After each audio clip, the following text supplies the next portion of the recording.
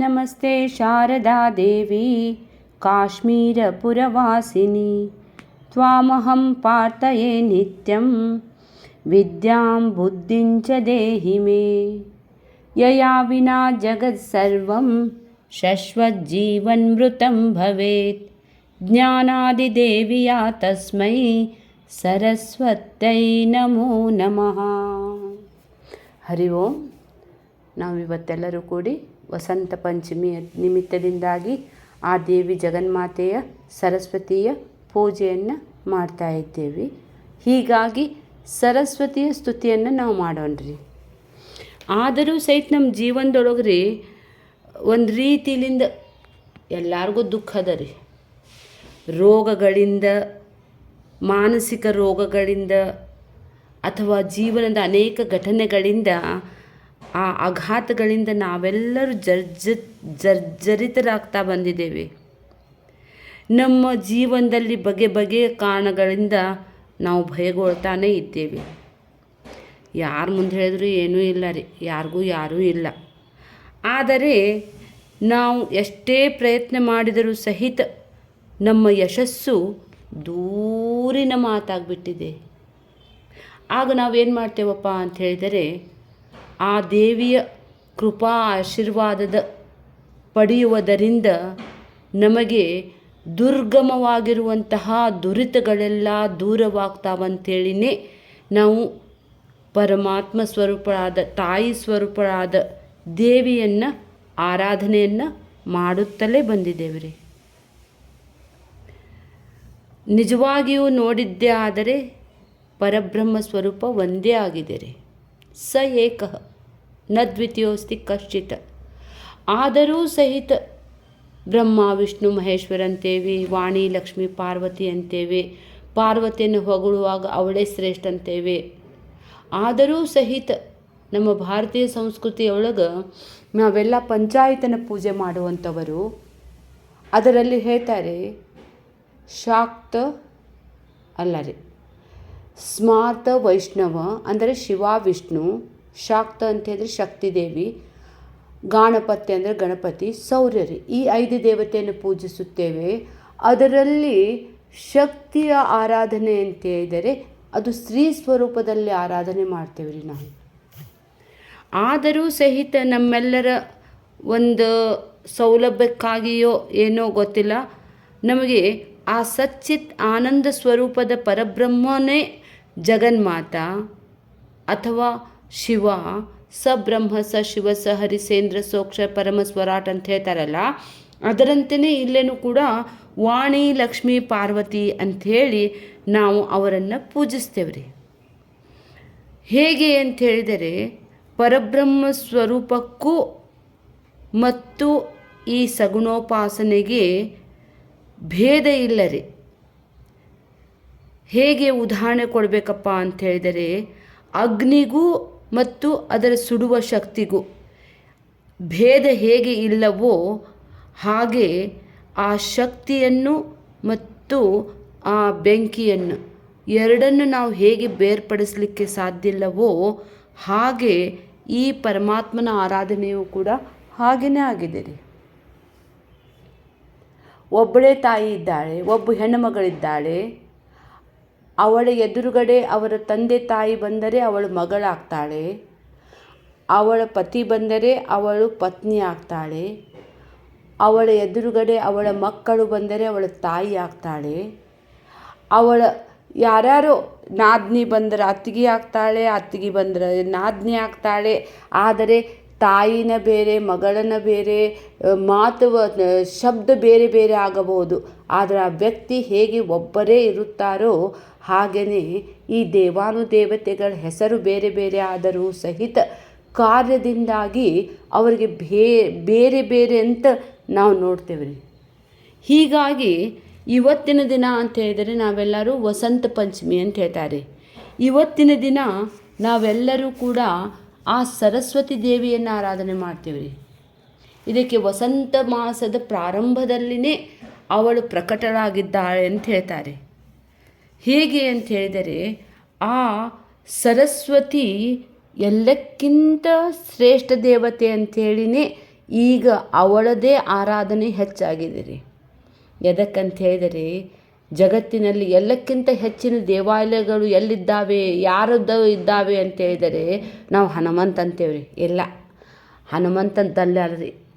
ಎಲ್ಲಕ್ಕಿಂತ ಹೆಚ್ಚಿನ ದೇವಸ್ಥಾನಗಳು ಅವು ಎಲ್ಲ ಸರಸ್ವತಿದೇನೇ ಇದ್ದಾವೆ. ಅವು ಯಾವುದಪ್ಪ ಅಂತ ಹೇಳಿದರೆ ಎಲ್ಲ ಶಾಲಾ ಕಾಲೇಜುಗಳೆಲ್ಲ ಅವಳ ದೇವಸ್ಥಾನ ರೀ.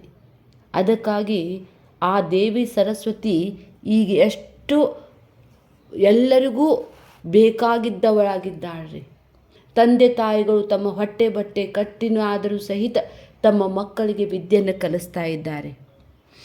ಜೀವನ ಸರಸ್ವತಿಯ ಪೂಜೆ ಅಂತ ಹೇಳಿದರೆ ಅಧ್ಯಯನ ಮಾಡಬೇಕ್ರಿ. ಒಳ್ಳೆಯದನ್ನು ತಿಳಿದುಕೊಳ್ಳಲಿಕ್ಕೆ, ಅರಿತುಕೊಳ್ಳಲಿಕ್ಕೆ ಹಂಬಲ ಉಂಟಾದರೆ ಅದು ಸರಸ್ವತಿಯ ಒಂದು ಅನುಗ್ರಹ ಅಂತ ತಿಳಿದುಕೊಳ್ಬೇಕು. ಸರಸ್ವತಿಯ ಪೂಜೆ ಅಂತ ಹೇಳಿದರೆ ಅದು ಆತ್ಮಶೋಧನನ ರೀ, ಆತ್ಮಜ್ಞಾನ ರೀ. ಇಡೀ ಲೋಕದ ಪ್ರತಿಭಾ ಸ್ವರೂಪಳಾದ ಅವಳು ಚಿನ್ಮಯಿ. ಅವಳೇ ಸೌಂದರ್ಯದ ಶಕ್ತಿನೇ ರೀ, ವಿದ್ಯಾನಿಧಿ ರೀ, ಸರ್ವಭಾಷಾ ಅಧಿದೇವತೆ ಸರಸ್ವತಿ. ಸಕಲರಿಗೆ ಬುದ್ಧಿ ಭಾವಗಳನ್ನು ರಸಗಳನ್ನು ಕೊಡುವಂಥವಳು ಸರಸ್ವತಿ ರೀ. ಸರಸ್ವತಿ ಅಂತ ಹೇಳಿದರೆ ಸತ್ಯ ಇತಿ ಸರಸ್ವತಿ, ಸತ್ಯವನ್ನು ತಿಳಿಸಿಕೊಡುವಳೇ ಸರಸ್ವತಿ. ಮತ್ತೆ ಹೇಳ್ತಾರೆ ಸ್ವರ ಇತಿ ಸರಸ್ವತಿ ಅಂತ ಹೇಳ್ತಾರೆ. ಸತ್ಯದ ಸ್ವರ ಅಂದರೆ ಸರಸ್ವತಿ ರೀ. ಸ್ವರ ಪ್ಲಸ್ ಇತಿ ಇಸ್ ಈಕ್ವಲ್ ಟು ಸರಸ್ವತಿ. ಸರಸ್ವತಿಯನ್ನು ನಾವು ಎಷ್ಟು ಹೊಗಳಿದರೂ ಸಹಿತ ಕಡಿಮೆ ಇದೆ ರೀ. ಆದರೆ ಆ ಸರಸ್ವತಿಯ ನಮಗೆ ಅನುಗ್ರಹ ಉಂಟಾಗಬೇಕಾಗಿದ್ದೇ ಆದರೆ ಆಲಸ್ಯ ಬಿಡಬೇಕ್ರಿ. ಅದಕ್ಕಾಗಿ ಆದಿಗುರು ಶಂಕರಾಚಾರ್ಯರು ಹೇಳ್ತಾರೆ, ಯಾ ದೇವಿ ಯಾ ಕುಂದೇನ್ ತುಷಾರಹಾರಧವಲ, ಯಾ ಶುಭ್ರವಸ್ತಾನ್ವಿತ, ಯಾ ವೀಣಾವರದಂಡಮಂಡಿತಕರ, ಯಾ ಶ್ವೇತ ಪದ್ಮಾಸನ, ಯಾ ಬ್ರಹ್ಮಾಚ್ಯುತ ಶಂಕರ ಪ್ರಭೃತಿಭಿಃ ದೇವೈ ಸದಾ ಪೂಜಿತಾ, ಸಾ ಮಾಂ ಪಾತು ಸರಸ್ವತಿ ಭಗವತಿ ನಿಶೇಷಜಾಡ್ಯಾಪಹ. ಆ ದೇವಿ ಜಗನ್ಮಾತೆಯಲ್ಲಿ ನಾವು ಏನು ಕೇಳಬೇಕಪ್ಪ ಅಂತ ಹೇಳಿದರೆ ನಿಶೇಷವಾಗಿ ಜಾಡ್ಯವನ್ನು ಅಪಹರಿಸುವಂತೇಳಿ. ಅದಕ್ಕಾಗಿ ಆಲಸ್ಯವೇ ರಿಪುರಿ. ಯಾರು ಆಲಸಿ ಇರುತ್ತಾರೋ ಅವ್ರಿಗೆ ವಿದ್ಯಾನ ಹತ್ತಂಗಿಲ್ಲ ರೀ. ಹೀಗಾಗಿ ಆ ದೇವಿ ಹೇಗಿದ್ದಾಳೆ ಅಂತ ಹೇಳಿದರೆ ಅವಳಿಗೆ ಉಪನಿಷತ್ತುಗಳೇ ಅವಳ ಆಲಯ ಅಂತ ಹೇಳ್ತಾರೆ. ಸಾರಸ್ವತಗಳ ಅಧಿದೇವತೆ ಈಕೆ. ಕಲೆ, ವಿಜ್ಞಾನ, ಜ್ಞಾನಗಳ ಪ್ರಧಾನ ದೇವತೆ ರೀ. ಕಾವ್ಯ ಬರೆಯೋದಾಗಲಿ, ಶಿಲ್ಪಕಲೆ ಆಗಲಿ, ಸಂಗೀತಾದಿಗಳಲ್ಲಿ ಸರಸ್ವತಿಯ ಪ್ರಾರ್ಥನೆಯೇ ವಿಶೇಷವಾಗಿ ಬಂದಿದೆ ರೀ. ಅದಕ್ಕಾಗಿ ಪರಮ ಜಿಹ್ವೇಂದ್ರಿಯ ವಾಣಿಯೇ ಸರಸ್ವತಿ ರೀ. ಶ್ರೀ ವಾಗ್ದೇವತೆ ಅಂತಲೂ ಹೇಳ್ತಾರೆ. ಮತ್ತು ತೈತ್ತರೀಯ ಉಪನಿಷತ್ತದ ಶಿಕ್ಷಾವಲ್ಲಿಯಲ್ಲಿ ಅವಳಿಗೆ ಹೇಳ್ತಾರೆ ಜಿಹ್ವಾಮೇ ಮಧುಮತ್ತಮ ಅಂತ ಹೇಳ್ತಾರೆ. ಆ ಜಿಹ್ವೆಯಿಂದ ಜೇನು ಸುರಿಯುವಂತೆ ಮಾತನಾಡಲಿಕ್ಕೆ ಅವಳ ಕೃಪೆ ಯಾರಿಗಾಗಿರುತ್ತದೆಯೋ ಅವರ ಮಾತು ಅತಿ ಸುಂದರ ರೀ. ಲಘುನ್ಯಾಸದೊಳಗೂ ಹೇಳ್ತಾರೆ ರೀ, ವಕ್ತ್ರೇ ಸರಸ್ವತಿ ತಿಷ್ಠತಿ. ಎಲ್ಲ ಇಂದ್ರಿಯಗಳಿಗೂ ಒಬ್ಬೊಬ್ಬ ದೇವತೆಗಳಿದ್ದಾರೋ ಹಾಗೆ ಸರಸ್ವತಿ ಇರುವ ಸ್ಥಾನ ಅಂತ ಹೇಳಿದರೆ ಅದು ನಾಲಿಗೆ ರೀ. ಹೀಗಾಗಿ ಆ ದೇವಿಯನ್ನು ನಾವು ಸ್ತುತಿಸಬೇಕಾಗಿದ್ದೇ ಆದರೆ ನಿಮ್ಮ ಮಾತು ಚೆನ್ನಾಗಿ ಇದ್ದಿದ್ದೇ ಆದರೆ ಅವಳು ನಿಮಗೆ ಒಲಿತಾಳ್ರಿ. ನುಡಿದರೆ ಮುತ್ತಿನ ಹಾರದಂತಿರಬೇಕು, ನುಡಿದರೆ ಸ್ಫಟಿಕದ ಶಲಾಕೆಯಂತಿರಬೇಕು, ನುಡಿದರೆ ಮಾಣಿಕ್ಯದ ದೀಪ್ತಿಯಂತಿರಬೇಕು, ನುಡಿದರೆ ಲಿಂಗ ಮೆಚ್ಚಿ ಅಹುದಹುದೆನ್ನಬೇಕು ಅಂತ ಹೇಳ್ತಾರೆ. ಆದರೂ ಸಹಿತ ಆ ಸರಸ್ವತಿಯನ್ನು ಹೊಗಳಿದವರೇ ಯಾರೂ ಹೊಗಳಿಲ್ಲಂತಿಲ್ಲ ರೀ, ಎಲ್ಲರೂ ಹೊಗಳ್ತಾರೆ. ಅವಳಿಂದ ನಮಗೆ ಚಿತ್ತ ಶುದ್ಧಿ ಉಂಟಾಗ್ತೈತಿ ಮತ್ತು ಆತ್ಮ ವಿಶಾಲತೆ ಬರುತ್ತದೆ ರೀ. ಯಾವಾಗಲೂ ದೇವಿ ಜಗನ್ಮಾತೆ ಕೃಪೆ ಯಾರಿಗೆ ಆಗಿದೆಯೋ ಅವರ ವಿಶಾಲ ಬುದ್ಧಿ ಇರುತ್ತದೆ. ಅದಕ್ಕಾಗಿ ನಮಸ್ತೆ ಒಂದದಲ್ರಿಪ್ಪ, ನಮೋಸ್ತುತೆ ವ್ಯಾಸ ವಿಶಾಲ ಬುದ್ಧಿ. ಆ ವ್ಯಾಸರಿಗೆ ಅವಳು ವಿಶಾಲ ಬುದ್ಧಿ ಕೊಟ್ಟಿದ್ದಕ್ಕನ ಅವರು ಅಷ್ಟದ್ದ 18 ಪುರಾಣ ಉಪನಿಷತ್ತು ಎಲ್ಲವನ್ನು ಬರೆದಿದ್ದಾಳ್ರಿ. ಆದರೂ ಬರೆದರೂ ಸಹಿತ ಅವರು ಹೇಳ್ತಾರೆ, ಎಲ್ಲ ಬಲ್ಲವರಿಲ್ಲ, ಬಲ್ಲವರು ಬಹಳಿಲ್ಲ ರೀ. ನನಗೆಲ್ಲ ಬರ್ತೈತೆ ಅಂಥೇಳಿ ನಾ ಏನಾದರೂ ಹೇಳಿದರೆ ನನ್ನಷ್ಟು ಮೂರ್ಖನ ಯಾರಿಲ್ಲ ರೀ. ಅದಕ್ಕಾಗಿ ನಿತ್ಯವೂ ಅವಳ ಸೇವೆಯನ್ನು ಮಾಡುತ್ತಲೇ ಇರಬೇಕು. ಇಡೀ ಜೀವನ ತುಂಬ ನಾವೆಲ್ಲ ವಿದ್ಯಾರ್ಥಿ ರೀ. ಯಾರಿಂದಲೂ ನಾವು ಏನನ್ನೋ ಕಲಿತೇವ್ರಿ. ಅದಕ್ಕಾಗಿ ಆ ದೇವಿಯನ್ನು ಅವ್ರಿಗೆ ಹೇಳ್ತಾರೆ ರೀ. ಕವಿ ಬೇಂದ್ರೆ ಅವ್ರು ಹೇಳ್ತಿದ್ದಾರೆ ನೋಡ್ರಿ, ಇಳಿದು ಬಾ ತಾಯಿ, ಇಳಿದು ಬಾ ತಾಯಿ. ಯಾರು ಇಳಿದು ಬರಬೇಕ್ರಿ? ಜ್ಞಾನನೇ ಇಳಿದು ಬರಬೇಕ್ರಿ ನಮಗೆ. ಭಾವಗಂಗಾವೇಣಿ ರಸದ ನವಗೀತಂ ಹೃದಯದಿಂ ಮತಿಸುವಂತೆ ಗಾನಗೇಯ ಅಂಥೇಳಿ ಎಷ್ಟೋ ಕವಿಗಳು ಚಂದ ಹಾಡು ಬರೆದಿದ್ದದಾವ್ರಿ. ಹೀಗಾಗಿ ಆ ದೇವಿಯಿಂದ ನಾನು ಏನನ್ನು ಕೇಳಬೇಕು ಅಂತೇಳಿದ್ದೆ ಆದರೆ ಹೇಳ್ತಾರೆ, ಯಾ ಶ್ರದ್ಧಾ ಧಾರಣಾ ಮೇಧಾ ವಿಧಿವಲ್ಲಭ ಭಕ್ತ ಜಿಹ್ವಾಗ್ರ ಸದನ. ಅವಳ ಸದನ ಅಂತ ಹೇಳಿದರೆ ಮನೆ ಎಲ್ಲೈತಪ್ಪ ಅಂತ ಹೇಳಿದ್ರೆ ಜಿಹ್ವೆಯ ಅಗ್ರಭಾಗದಲ್ಲಿದ್ದಾಳೆ. ಅವಳಿಂದಲೇ ಶಮಾದಿ ಗುಣದಾಯಿನಿ, ಶಮ ದಮ ಉಪರತಿ ತಿತಿಕ್ಷಾ ಶ್ರದ್ಧಾ ಸಮಾಧಾನ ಎನ್ನುವುದಂತಹ ಷಟ್ ಸಂಪತ್ತನ್ನು ಅವಳು ಕೊಡ್ತಾಳೆ. ಶ್ರದ್ಧಾ ಸ್ಮರಣ ಶಕ್ತಿ. ಅವಳು ಬ್ರಹ್ಮನ ಪತ್ನಿಯಾಗಿ ಭಕ್ತ ಜನರ ನಾಲ್ಗೆಯಲ್ಲಿ ನೆಲೆಸಿ ಅವಳು ಇಂದ್ರಿಯ ಸಂಯಮ ಮತ್ತು ಚಿತ್ತಶುದ್ಧಿ ಎನ್ನುವಂತಹ ಗುಣಗಳನ್ನು ಅಭಿವೃದ್ಧಿ ಹೊಂದುವಂತೆ ಮಾಡ್ತಾಳ್ರಿ. ಹೀಗಾಗಿ ಲಕ್ಷ್ಮಿ ಸಲುವಾಗಿ ಅನೇಕ ಯುದ್ಧಗಳಾಗಿರ್ಬೇಕ್ರಿ. ವೈಮನಸ್ಸುಗಳಾಗ್ತಾನೇ ಇರ್ತಾವ್ರಿ. ತಾಮ್ರದ ದುಡ್ಡು ತಾಯಿ ಮಕ್ಕಳಂತರ ಮೊದಲ ಕಡಿಸ್ತೈತ್ರಿ. ಹಣ ಅಂದರೆ ಹೆಣಾನು ಬಾಯಿ ತೆಗಿತೈತ್ರಿ. ಆದರೆ ಸರಸ್ವತಿಯನ್ನು ನಾನು ಕದಿಲಿಕ್ಕೆ ಬರೋದಿಲ್ಲ ರೀ.